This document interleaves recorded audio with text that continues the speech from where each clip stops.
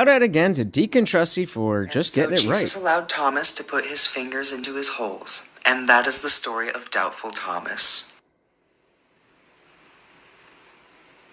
Now, our next story is Miss Jormpus. Yes, Jimothy. So, Thomas was one of the 12 disciples, but he didn't believe that Jesus came back? How dare he? Yes, Jimothy. Instead of just having faith that he returned, Thomas wanted proof. And Jesus provided the proof. Well, yes, as I said, Jesus let him touch the wounds to prove that he had in fact risen. So then why is it... So just to give you guys the TLDR and not bury the lead, if Timothy can get proof and the disciples can get proof, then why can't we? Unreasonable for us to ask for proof if he was okay providing it back then? Well, why is it that we have to rely on faith? Well, remember now, Jesus said to him, "Blessed are those who have not seen but still believed." But when Jesus first showed up to the disciples, Thomas was the only one that wasn't there, right? Right. So they got to see Jesus, and that's what made them believe.